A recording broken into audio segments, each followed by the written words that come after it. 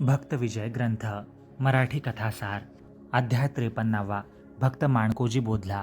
बालेघाटाजवळ धामणगाव म्हणून एक गाव आहे. तेथे बोधले बुवा नावाचा पाटील होता. त्याचे नाव माणकोजी बोधला आणि आडनाव जगताप असे होते. त्याची स्त्री ममताई ही पतीच्या आज्ञेबाहेर वागत नसे. त्याच्या ज्येष्ठ पुत्राचे नाव यमाजी. तो लहानपणापासूनच विरक्तीने राहत असे. माणकोजी बोधल्याची सून म्हणजे यमाजीची बायको भागीरथी ही सुद्धा भाविक असून सासू सासऱ्यांच्या आणि नवऱ्याच्या आज्ञेप्रमाणे वागत असे. ही सर्व रात्रंदिवस विठोबाचे भजन करत. माणकोजीची धर्मावर फार श्रद्धा असून याचकांना तो कधी विन्मुख परत दौडत नसे. तो पंढरीची वारी नेमाने करत असे. एकदा देशात मोठा दुष्काळ पडला. धारण अति महाग झाली आणि गोरगरिबांचा निभाव लागेनासा झाला. तेणेकरून बोधल्याचे अंतःकरण द्रवले. त्याने आपल्या स्त्रीला एकांती नेऊन बोधाचे 2 शब्द सांगितले की सध्या मोठा दुष्काळ पडला आहे. गरीब गुरबांना त्यांच्या प्राणांचा नाश होत आहे. तरी आपल्या संग्रही असलेले धान्य आपण वाटून त्यांचे प्राण वाचवू. तिने त्याच्या विचाराला होकार दिला. तेव्हा तो सर्वांना धान्य देऊ लागला. हे वर्तमान लोकांना समजले तेव्हा लांब लांबचे लोक येऊ लागले. याचकांची इच्छा तृप्त करीत असताना माणकोजी जवळील धान्य आणि रोख पैसा संपून गेला. तरी त्याने आपला क्रम सोडलेला नाही. त्याने दागदागिना चीजवस्तू जी होती ती मोडून शेवटपर्यंत याचकांची इच्छा तृप्त केली. त्याच्या गुराढोरास चाराही शिल्लक राहिला नाही, म्हणून त्याने ती गुरढोरंसुद्धा लोकांना देऊन टाकली. अशा रीतीने उपाधिरहित होऊन तो ईश्वराचे भजन करू लागला. तो मोलमजुरी करून कुटुंबाचे संरक्षण करी आणि राहिलेले अन्न याचकांना देई. इतकी आपदा संकट येऊन पोहोचले तरी त्याने प्रेमाने भजन करण्याचा क्रम सोडला नाही. अशी त्याची निष्ठा पाहून पंढरीनाथाने पांडुरंगाने प्रसन्न होऊन त्याला दर्शन दिलं. चित्ती भाव असेल तर ईश्वर प्राप्ती नक्कीच होते, म्हणून साधुसंत सर्वस्वाचा त्याग करून ईश्वराच्या भजनाकडे वळतात. बोधल्याची निर्मळ भक्ती पाहून ईश्वराला समाधान वाटले. एके समयी बोधला एकादशीकरता पंढरपुरास गेला असताना त्याच्यापाशी असलेली वाट खर्चची रक्कम संपली.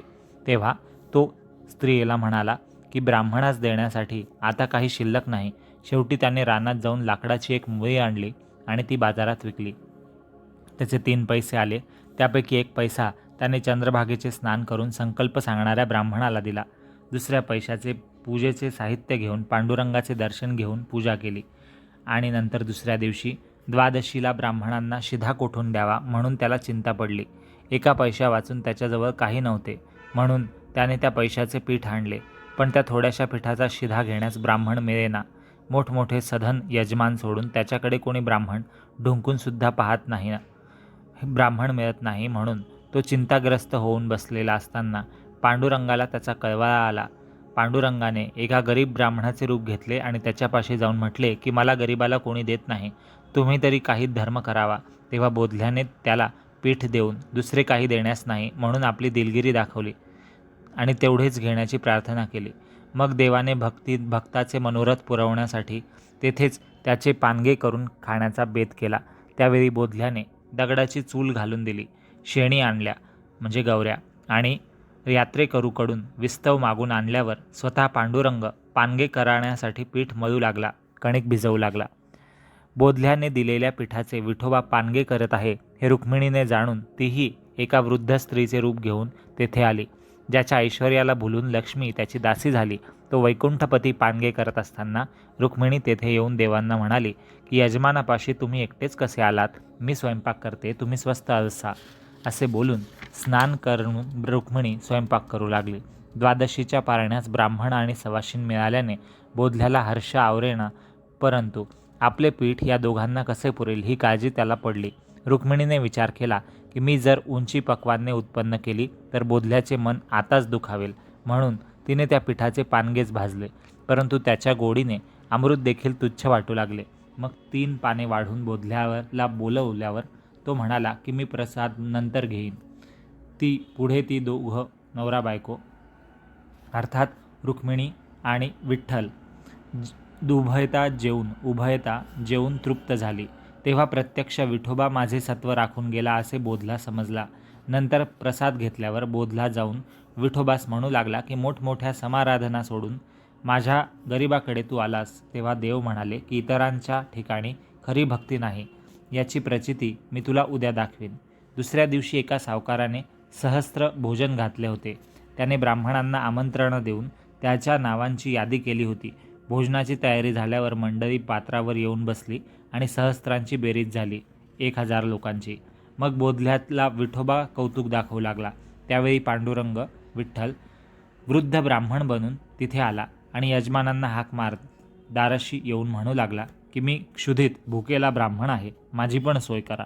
1000 ब्राह्मणांमध्ये मी जास्त भारी नाही अशी त्याने बरीच काकुळतीने विनंती केली, परंतु यजमानाने तिकडे लक्ष दिले नाही. त्याने निक्षून सांगितले की तुम्ही इथून चालते वा ब्राह्मणबुवा, तुमचा इथे समावेश होणार नाही. ज्यांना आमंत्रण दिली होती तितके सर्व आले, आता आगंतुकाचे काम नाही. असे पुष्कळ येतील तर त्यांना घेत बसावे की काय. हे उत्तर ऐकून त्याची निराशा झाली. इतक्यात संधी पाहून विठोबा एका पात्रावर बळेच जाऊन बसला. तेव्हा सावकाराने सेवकांना आज्ञा दिली की याला बाहेर काढून लावा. तेव्हा त्यांनी शेंडी धरून त्याला मारत ढकलत बाहेर काढून लावलं. तथापि तो पुन्हा दाराशी येऊन उभा राहिला. सर्व पात्र वाढून झाल्यावर सावकाराने उदक सोडले आणि सर्व लोक भोजनास बसले. तेव्हा तो ब्राह्मण निराश होऊन परत जाऊ लागला. देव पाठमोरा होताच असा चमत्कार घडला की तेथे एकदम वारा सुटला आणि धुळीने दिशा धुंद झाल्या. सर्व पात्रावर माती उडाली आणि पत्रावळी चौफेर उडून गेल्या. तेथील मांडवसुद्धा मोडून पडला आणि सर्व लोक उठून गेले. हे सर्व पाहून बोधल्याला फार आश्चर्य वाटले. ईश्वर उपाशी राहिल्याने सर्वांना उपाशी उठावे लागले. मग देव बोधल्याजवळ येऊन त्याला म्हणाला की पाहिलेस ना डोळ्यांनी प्रत्यक्ष, असेच सारे लोक दांभिक आहेत. शुद्ध भाव असला म्हणजे मला कदान्न देखील प्रिय वाटतं, साधं अन्नसुद्धा प्रिय वाटतं. दुर्योधनाचे पंचपक्वान्नांचे आमंत्रण नाकारून मी विदुराकडे मोठ्या प्रेमाने कण्या भक्षण केल्या. गोपाळाचे उष्टे खाल्ले गोपाळांचे आणि ऋषीपत्न्यांचे अन्न प्रीतीने भक्षण केले. ते ऐकून बोधल्याने पांडुरंगाचे पाय धरले. नंतर ईश्वराची आज्ञा घेऊन बोधला धामण गावी परत निघाला. वाटेत त्याला एक ओसाड अरण्य लागले. तेथे तो भूक तहानेने अति व्याकुळ झाला, पण आसपास कुठेही गाव दिसेना. ते संकट पाहून प्रभूची स्वारी तिथे गेली आणि तिथे एक उत्तम बगीचा तयार केला. आपण माळी होऊन रुक्मिणी माळीण झाली, बाग सांभाळणारी. आणि त्या बागेतील मोठ बोधल्याच्या दृष्टीस पडली तरी मळ्यात जाण्यास बोधल्याचं मन धजेना, हिंमत करेना. मग रुक्मिणीने त्याच्याजवळ जाऊन त्याला विनंती केल्यावर तो मळ्यात गेला. तेथे क्षणभर विश्रांती घेऊन आणि त्यांनी दिलेली फळं खाऊन बोधला तिथून निघाला. परंतु थोडेसे चालून नंतर मागे पाहतो तो तिथे काहीच दिसेना. तेव्हा हे ईश्वराचे कृत्य आहे असे समजून त्याने पांडुरंगाची स्तुती केली. दानधर्म करण्याचा बोधल्याचा स्वभाव त्याच्या स्त्रीला माहीत असल्यामुळे एक दिवस तो शेतावर राखण करत बसलेला असताना तिने त्याला भाकर नेऊन दिली आणि बजावले की शेत नीट राखा आणि कोणास काही देऊ नका. जर आता आलेली कणसं दिलीत तर पुढे आपला निभाव कसा लागेल, शेताचा सारा कसा देणार, म्हणजे टॅक्स. शिवाय पोटाची बेगमी झाली पाहिजे, म्हणजे खायला अन्न मिळालं पाहिजे. शेवटी तुम्ही जर आपल्या हातांनी कणसं द्याल शेतातले तर तुम्हाला विठोबाची शपथ आहे, असं सांगून त्याची पत्नी घरी गेली. बोधले बुवा शेत राखत बसलेले असताना काही वेळाने बरेच वारकरी त्या रस्त्याने चालले. ते भुकेने क्षुधेने व्याकुळ झाल्यामुळे त्यांनी कणसे मागितली. तेव्हा बोधल्याने त्यांना सांगितले की मला बायकोने शपथ घातली आहे म्हणून तुम्ही स्वतः जाऊन कणसे मोडून घ्या. ही परवानगी मिळताच सर्व वारकरी शेतात शिरले. त्या 200 लोकांचे हात लागल्यावर शेताचा तेव्हाच फडशा पडला. वारकऱ्यांना कणसे दिल्यामुळे ते समाधान पाहून त्याला कल्याण हो असं म्हणून आशीर्वाद देऊन निघून गेले. धान्य लुटवल्याची बातमी घरी त्याच्या स्त्रीला कळली. तेव्हा तिने मुलाला शेतावर पाठवले. तेथे थोट्या ताटास कणसे लागलेली पाहून तो चकित झाला. मग पित्याने त्याला पुष्कळ बोध केल्यावर ते दोघे घरी गेले. हा चमत्कार ऐकून लोक नाना प्रकारे तर्क करू लागले, कारण की तिथे लहानशा थोट्या अशा थोड्या उंचीच्या ताटांनासुद्धा कणसं लागलेली होती परत नव्याने. त्या वर्षी बोधल्याच्या शेताच्या साऱ्याची म्हणजे टॅक्सची आकारणी 7 होऊन झाली आणि ती भरण्याची मुदत फक्त 1 दिवसाची राहिली होती. बोधल्याजवळ द्रव्य नसल्याने तो सारा कसा देणार याबद्दल लोक निरनिराळे तर्क करू लागले. काही कुटाळ लोकांनी तर त्याचा सारा प्रथमच वसूल करण्यासाठी हवालदारांना सांगितले. साऱ्याची मागणी आल्यावर बोधला चिंतेत पडला. त्याच्या घरात 3 होण शिल्लक होते, म्हणजे 3 मुद्रा पैसा. म्हणून बाकीचे 4 त्याने नगाऊ म्हणून एक ब्राह्मण स्त्री सावकारण होती तिच्याजवळ मागितले. आगाऊ पैसे ॲडव्हान्समध्ये, नगदी म्हणजे नागाऊ. आणि तिने उद्या देईन असं म्हणून सांगितलं. आणि ज्या ठिकाणी द्रव्य पुरून ठेवलं होतं त्यातून 4 होऊन तिने बोधल्यास देण्यासाठी काढून घेतले. इतक्यात बोधल्याचे शेत लुटल्याची बातमी तिला लागली. तेव्हा तिचं मन फिरलं. तिने द्यायचा नकार दिला. बोधल्यापासून पैसे वसूलच होणार नाही, कारण की त्याचं शेत तर लुटलं गेलेलं आहे, शेतातला माल, आणि व्याजाच्या आशेने मुद्दलास धोका बसेल असे वाटून दुसरे दिवशी बोधला येतास तूर्त सवड नाही, वेळ नाही असं सांगून तिने त्याला परत पाठवलं. तेव्हा तो उदास होऊन त्याच्या पत्नीला म्हणाला की गावात काही उपाय होतो, तजवीज होत नाही, म्हणून मी राळेर गावी जाऊन कोणीतरी सावकार पाहतो. कर्ज घेण्याकरता बोधला राळेरास गेला, पण तो पळून गेला अशी वार्ता दुष्ट लोकांनी गावात फैलावली. इकडे ती ऐकून शिपायाने साऱ्यासाठी धरणे धरले, हट्ट धरला आणि त्याची गुरंढोरं अडकवली आणि नेट लावला. तेव्हा पंढरी नायकाने विठ्या महाराचे रूप घेऊन चावडीवर जाऊन 7 होण भरले. बोधल्याचा वसूल जमा झाल्याचे लोकांनी ऐकले. तेव्हा त्याने पैसे कोठून आणले याची गावात चर्चा सुरू झाली. दुसऱ्या दिवशी बोधला होण घेऊन आला असता विठ्या महाराने सारा होण टॅक्स भरल्याची बातमी चौगुल्याने त्याला सांगितली. ती ऐकून बोधल्याने घरच्या विठ्या महाराजावर तपास केला. तेव्हा त्याचे कानावर त्याने हात ठेवले. मग हे पांडुरंगाचेच कृत्य आहे असे तो समजला बोधला. त्यावेळी बोधल्याने देवाचा धावा करताच विठोबा येऊन उभा राहिला. विठोबाने सांगितले की तुझ्या घरातले 3 आणि नागाऊकडचे 4 असे 7 होण मी भरले. तेव्हा नागाऊंचे होण बोधला परत देऊ लागला, परंतु विठोबाने ते देऊ दिले नाहीत. नंतर बोधल्याला आशीर्वाद देऊन पांडुरंग अदृश्य झाला. वारकऱ्यांनी शेतातील ज्या ताटांवरची कणसे काढली होती त्या रिकाम्या ताटांना पुन्हा कणसे आली. हे आश्चर्य गावकऱ्यांनी पाहिल्यानंतर बोधल्याला विठोबा प्रसन्न झाला आहे अशी त्यांची खात्रीच झाली. इति शुभम. पुढील अध्याय 54. पांडुरंगाचे बोधल्यास वेळोवेळी सहाय्य. बोधल्याच्या शेतात पुन्हा कणसे लागलेली पाहून सर्व लोक बोधल्यास ईश्वर प्रसन्न झाला असे म्हणू लागले. पुढे बोधल्याने एके दिवशी ब्राह्मणास बोलावून ते सर्व धान्य लुटवले. राळेर गावचा पाटील हा बोधल्याचा सासरा होता. त्याची एक हंसा नावाची कुणबीण होती. ती मोठी भाविक होती, परंतु पाटील वारल्यावर त्याचे मुलगे तिचा समाचार घेईनासे झाले. म्हणून एक दिवस ती बोधल्याकडे येऊन त्याच्या पाया पडली आणि तिने प्रार्थना केली की ईश्वर प्राप्त होऊन संसार बंधन तुटेल असा इलाज सांगा. तेव्हा बोधल्याने तिला एकादशीस उपवास करून त्या रात्री कीर्तन ऐकण्यास आणि निरंतर कामधंदा करताना पांडुरंगाचे भजन करण्यास सांगितले. ती त्याच्या वचनावर भरवसा ठेवून त्याप्रमाणे वागू लागली. बोधला अतिउत्तम कीर्तन करत असे. त्याच्या कीर्तनास आजूबाजूच्या गावचे शेकडो लोक येत. हंसा देखील राळेरहून नियमाने बोधल्याचे कीर्तन ऐकण्यासाठी येत असे. एकादशीच्या दिवशी राळेरचे काही इसम कीर्तनास जात असताना वाटेत एकाला सर्पदंश होऊन साप चावून तो मरण पावला. लोकांनी त्याचं प्रेत कोणास कळू न देता तसंच कीर्तनात नेऊन बसवलं. बोधला नित्य रामनामाचा महिमा सांगतो, तो कितपत खरा आहे ते पाहण्याचा त्यांचा विचार होता. कीर्तनात बोधला नामाचा महिमा वर्णन करत होता. थोड्या वेळाने त्याने विठ्ठल नामाचा गजर करण्यास सर्वांना सांगितले. तेव्हा एक जण म्हणाला की हा माझ्या शेजारचा मनुष्य मुळीच उच्चार करत नाही. मग बोधला त्या मनुष्याला म्हणजेच त्या प्रेताला म्हणाला की बापा, नरजन्मास येऊन हरिभजनाचा आळस करू नको. तो मृत्यू पावला आहे हे बोधल्याला ठाऊक नव्हतं. त्यावेळी बोधल्याचं सत्व जाऊ नये म्हणून विठोबाने यमधर्माला आज्ञा करून त्याचा प्राण आणवून ते प्रेत सजीव केलं. तेव्हा तो इसम टाळ्या वाजवून नामोच्चार करू लागला. हे पाहून सर्वांनी बोधल्याचे पाय धरले. कीर्तन संपल्यावर सर्व खरे वर्तमान बोधल्याला समजले आणि हंसाचा बोधल्यावर पूर्ण विश्वास बसला. हंसा ईश्वराचे भजन करत बरीच वर्ष करत असताना एक विघ्न उद्भवले. ते असे की बोधल्याचे 2 मेहुणे विभक्त होऊ लागले. तेव्हा त्यांनी हंसाला विकण्याचे ठरवले. मग ती चिंतेत पडली आणि तिने धामण गावी येऊन बोधल्याचे पाय धरून सर्व वृत्तांत निवेदन केला. ममताईने जेव्हा ही हकीकत ऐकली तेव्हा आपले वतन विकून जो पैसा येईल तो भरून अनाथ दासीस सोडवण्याचा तिने विचार केला. त्यावेळी बोधल्याने हंसाला अभय देऊन घरी पाठवले आणि स्वतः रायरगावी जाऊन मेहुण्यास तिची किंमत विचारली. त्यांनी उत्तर दिले की आम्ही तिला दुसऱ्या पाहिजे त्या मनुष्यास विकू. तुम्ही आमचे सोयरे असल्यामुळे आमची कुणबीन तुम्हास विकणार नाही.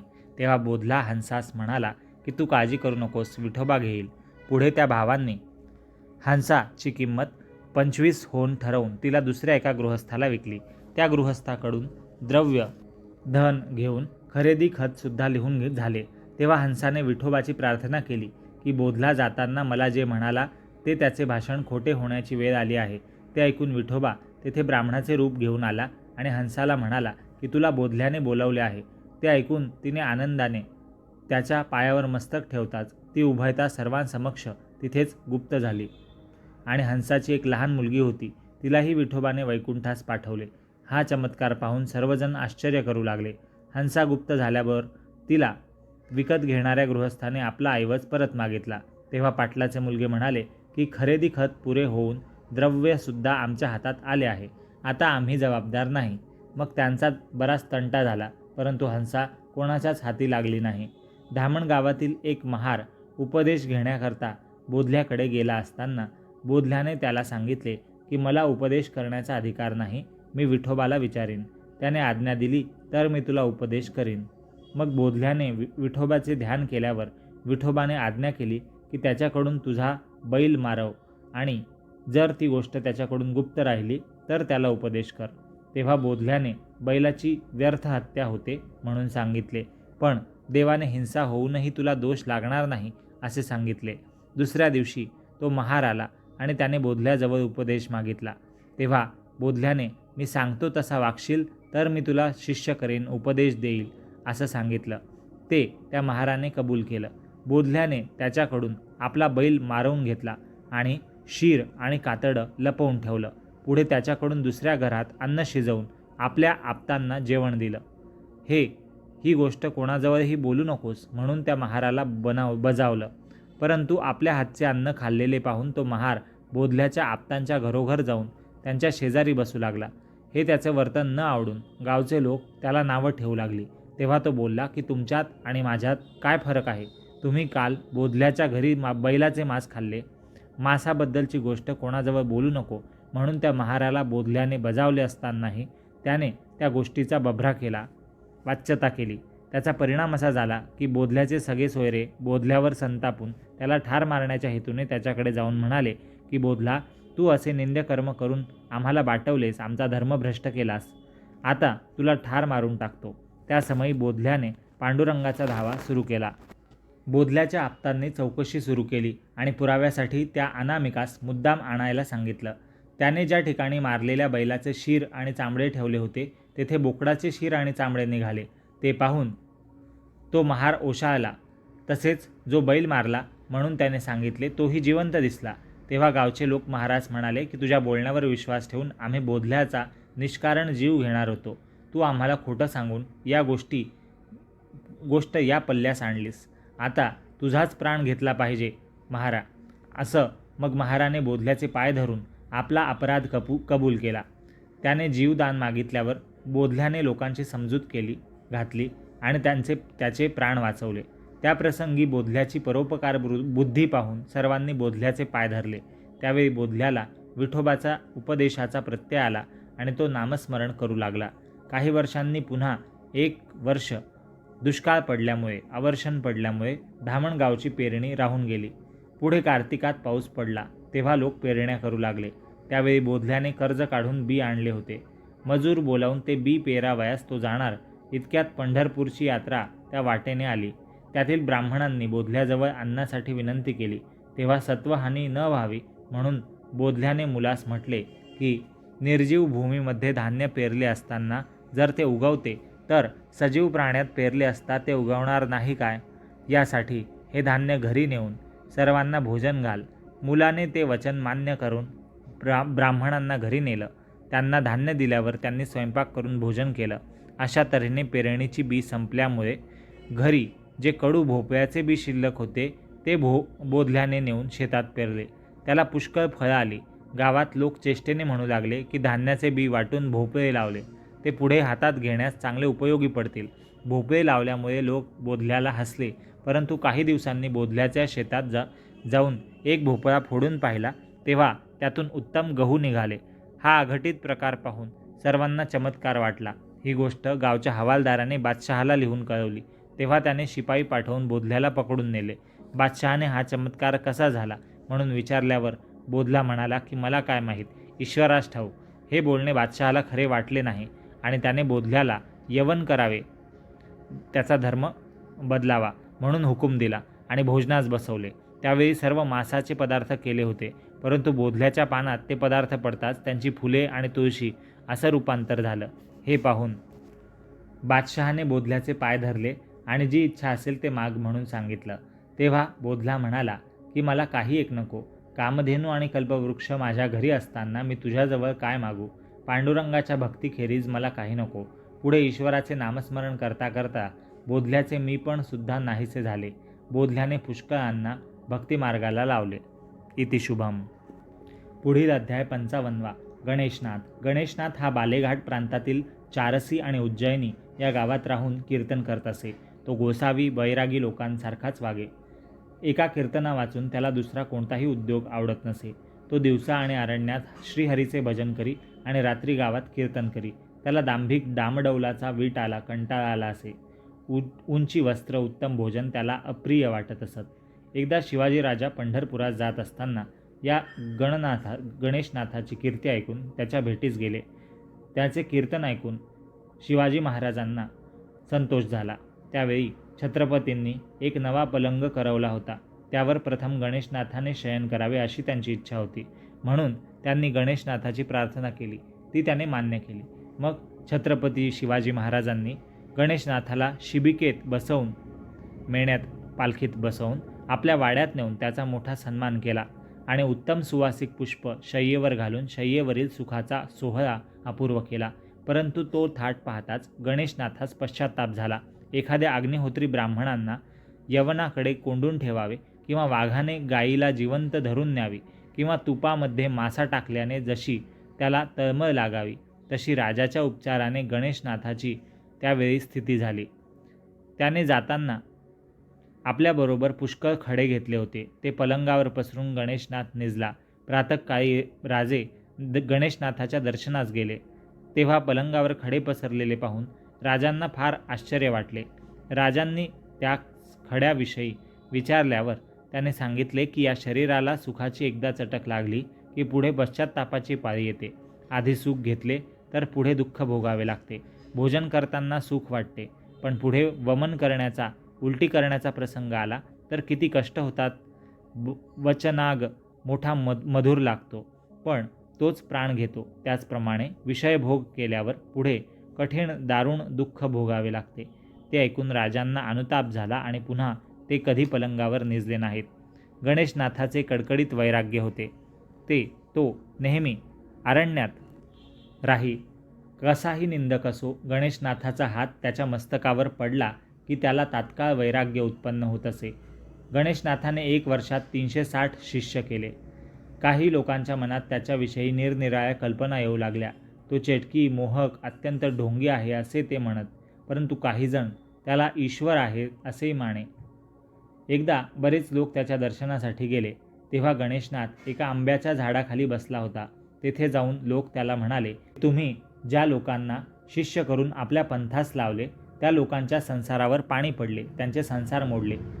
अशा रीतीने लोकांस नादी लावण्यापेक्षा तुम्ही आजपासून झाडांना उपदेश करत जा. त्याला गणेशनाथाने ठीक आहे त्या लोकांना असं उत्तर दिलं आणि त्यांना चमत्कार दाखवण्याकरता एका आंब्याच्या वृक्षास तारक मंत्र सांगून त्याच्या बुंध्यावर हात ठेवला. तेव्हा लोकांनी शंका काढली की मनुष्याला उपदेश केलेला अनुभवास येतो, पण झाडाला अनुग्रह मिळाला हे कसे समजायचे. ती शंका लोक विचारत आहे. इतक्यात एका गृहस्थाने गणेशनाथाला जी भाजी भाकरी आणली होती ती गणेशनाथाने हातात घेतली आणि ज्या वृक्षाला उपदेश दिला होता त्या वृक्षास म्हणाला की हा देवाचा नैवेद्य आहे, भक्षण कर. हे ऐकताच ते झाड दुभंग झालं, 2 भागात भागलं गेलं आणि गणेशनाथाने ती भाकर आत ठेवताच झाडाचे तोंड मिटून झाड पहिल्यासारखं झालं. हा चमत्कार पाहताच सर्वांची तोंड उतरून गेली आणि ते निरभिमान होऊन त्याला शरण गेले. एके दिवशी अरण्यात गणेशनाथाचे कीर्तन चाललेले असताना त्या ठिकाणी 18 वर्णाचे लोक एक कीर्तन ऐकण्यासाठी हजर होते. कीर्तनात गणेशनाथाने हात वर करून टाळ्या वाजवावयास सांगताच सर्वजण टाळ्या वाजवू लागले. परंतु ब्राह्मणपणाच्या अहंकारामुळे काही ब्राह्मण टाळ्या वाजविना. ते पाहून गणेशनाथाला वाईट वाटले आणि तो ब्राह्मणांना म्हणाला की तुम्ही स्वस्थ बसून श्रवण करावे, तुमच्याकरता येथील दगड टाळ्या वाजवतील. गणेशनाथाने असे म्हटल्याबरोबर एकावर एक दगड पडून टाळ्यांप्रमाणे आवाज होऊ लागले. ते पाहून लोक तटस्थ झाले. हा चमत्कार पाहताच ते ब्राह्मण अभिमान सोडून टाळ्या वाजवू लागले.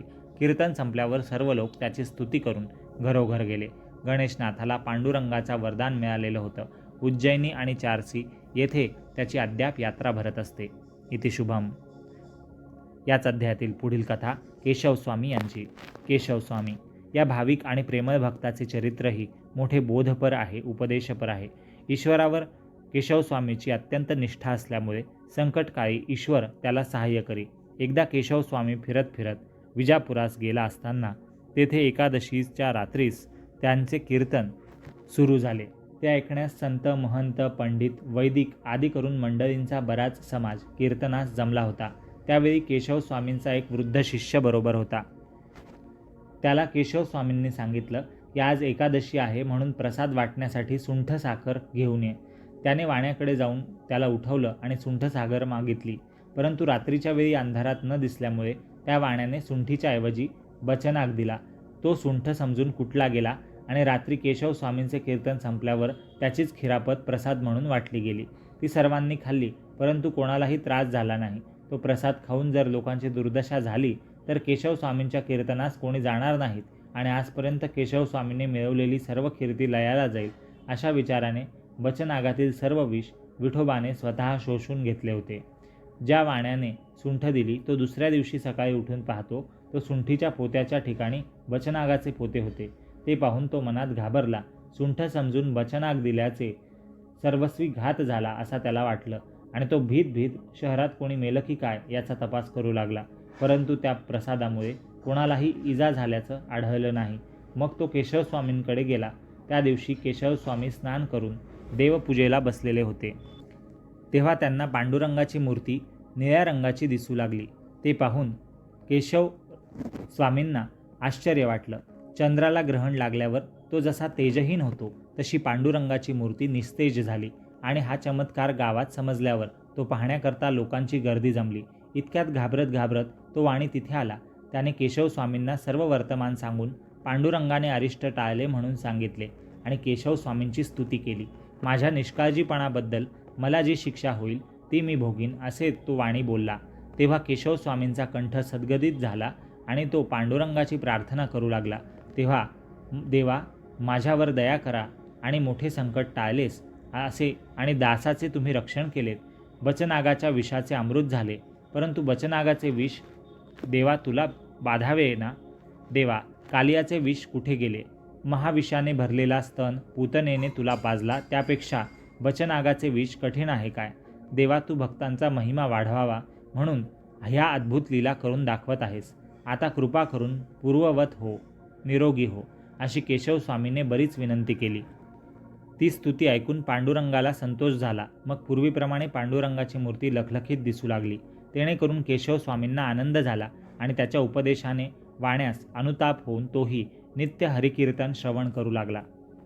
याच अध्यायातील पुढील कथा गोमाई या भक्ताची. गोमाई नावाची विधवा ब्राह्मणबाई आषाढी वारीकरता नित्य पंढरपुरात जात असे. ती अगदी गरीब असून तिला धड अन्न वस्त्रसुद्धा मिळत नसे. एक फाटके जुने वस्त्र धारण करून ती आपला निर्वाह भिक्षा मागून करत असे. एके वर्षी पुष्कळ पाऊस पडल्यामुळे चंद्रभागेला महापूर आला आणि होडीवाला तिला नदी पार उतरून देईना. होडीवाल्यास देण्यासाठी तिच्यापाशी पैसा नसल्यामुळे ती तशीच काठावर बसून राहिली. हळूहळू सर्व यात्रा होडीत बसून पलीकडे गेली, परंतु ती एकटी मागे राहिली. गोमाईजवळ थोडे पीठ होते, ते तिने नावाड्याला देऊ लागली, परंतु तो तिला पलीकडे नेईना. तेव्हा ती रडू लागली आणि म्हणाली की आता मला पंढरीनाथाची भेट होत नाही. मी इतक्या लांब येऊन फुकट गेल्यासारखे झाले. तिची भक्ती जाणून विठोबा कोळी होऊन तिथे गेला आणि नावाडी होऊन एका होडीतून गोमाईस त्याने विठ्ठलाने स्वतः पलीकडे नेले. पलीकडे गेल्यावर गोमाई विठोबास पीठ देऊ लागली. तेव्हा विठोबा म्हणाला की मी कोणापासून काही घेत नाही, तू द्वादशीच्या दिवशी पानगे करून ब्राह्मणाला घाल. इतके बोलून पांडुरंग गुप्त झाला. मग महाद्वारात जाऊन तिने देवाचे दर्शन घेतले. द्वादशीच्या दिवशी स्नान करून वाळवंटात ती बसली, परंतु कोणीही ब्राह्मण न मिळेल तर मी उपाशी राहीन असा तिचा भाव पाहून विठोबा स्वतः वृद्ध ब्राह्मणाच्या रूपाने तिच्याजवळ गेला आणि आमंत्रण लावून त्याने पानगे खाण्याची इच्छा दर्शवली. इतक्यात रुक्मिणी तिथे आली आणि तेव्हा देव गोमाईला म्हणाला की आज तुला अनायासा मेहून सापडले आहे, म्हणजे जोडपं सापडलं आहे. मग तिघांचे भोजन झाले. तेव्हा गोमाईला फार आनंद झाला. नंतर मुखशुद्धी झाल्यावर विठोबा आणि रुक्माई परत गुप्त झाले. इति शुभम. याच अध्यायातील पुढील कथा लतीफशहा या भक्ताची. लतीफशहा नावाचा एक मोठा भगवत भक्त होऊन गेला. तो जातीचा यवन असून त्याने आपला पूर्वीचा धर्म सोडला होता. तो रात्रंदिवस श्रीरामांचे भजन करत असे. ते पाहून काही मुसलमानांनी ही गोष्ट बादशहाच्या कानावर घातली. तेव्हा त्याने लतीफशहाचा आश्रम लुटण्याकरता जे लोक पाठवले ते तेथे जाताच लतीफशहाबरोबर श्रीरामाचे भजन करण्यात मग्न झाले. बराच वेळ वाट पाहून गेलेल्या मंडळींपैकी कोणीच परत येत नाही असे पाहून स्वतः बादशहा लतीफशहाकडे निघाला. बादशहा छळायसाठी येत आहे असे जाणून लतीफशहा एक भागवताचे पुस्तक घेऊन तुळशी वृंदावनापाशी वाचत बसला. ते ऐकण्यास मंडळींची पुष्कळ गर्दी झाली होती. इतक्यात बादशहा तिथे आला आणि इकडे तिकडे पाहू लागला. तेव्हा भिंतीवर नाना प्रकारची चित्र त्याच्या दृष्टीस पडली. देवांची, तीर्थांची, स्थळांची अशी निरनिराळी चित्र बादशहा पाहत असताना राधाकृष्णाला विडा देत आहे असे एक चित्र पाहून त्याने रागावून लतीफशहाला विचारलं की जर राधाकृष्णाला विडा देत आहे तर कृष्ण तो विडा का खात नाही. राजाचा हा प्रश्न ऐकून लतीफशहा चित्रापुढे हात जोडून उभा राहिला आणि त्याने प्रार्थना केली की कृष्णा, राधा तुला विडा देत आहे, तो येथेच आत्ताच सर्वांसमक्ष खावा. ती प्रार्थना ऐकताच भक्ताचे समाधान करण्यासाठी त्यावेळेस असा चमत्कार झाला की चित्रातील कृष्णाने तोंड उघडले आणि राधेने हातातील विडा त्याच्या मुखात घातला. या गोष्टीच्या साक्षीसाठी राधेच्या हातातील विड्याचा हिरवा रंग तिथल्या तिथे नाहीसा झाला. तो चमत्कार पाहून बादशहा लतीफशहाला शरण गेला. इति शुभम. हा होता भक्तिविजय ग्रंथाच्या मराठी कथासाराचा 12वा भाग. पुढील अंतिम भागात पाहूया उर्वरित कथासार, अर्थात संतोबा पवार, निळोबा आणि उद्धव चितघन, विसोबा सराफ इत्यादी भक्तांच्या कथा. भक्तिविजय हा ग्रंथ आपल्या समाप्तीकडे आता अग्रसर आहे. भेटूया पुढील अंतिम 13व्या भागात भक्तिविजय ग्रंथाच्या कथासार भागात. पाहत रहा गुड रीडिंग चॅनल. सबस्क्राईब करा गुड रीडिंग चॅनलला. बेल आयकॉनला क्लिक करा म्हणजे येणाऱ्या व्हिडिओचे नोटिफिकेशन्स मिळत राहतील. कमेंट करा खाली कमेंट सेक्शनमध्ये, खाली डिस्क्रिप्शन सेक्शनमध्ये वेगवेगळ्या व्हिडिओच्या प्लेलिस्ट, ग्रंथांच्या प्लेलिस्ट जसं की दासबोध, हरिविजय, रामविजय, गरुड पुराण, गणेश पुराण, नवनाथ भक्तिसार, संक्षिप्त गुरुचरित्र, भगवद्गीता, अमृतानुभव, चांगदेव 65 इत्यादी ग्रंथांचे अर्थ आपण आपल्या गुड रीडिंग चॅनलवर सादर केले आहेत. त्यांच्या प्लेलिस्ट खाली डिस्क्रिप्शन सेक्शनमध्ये उपलब्ध आहेत.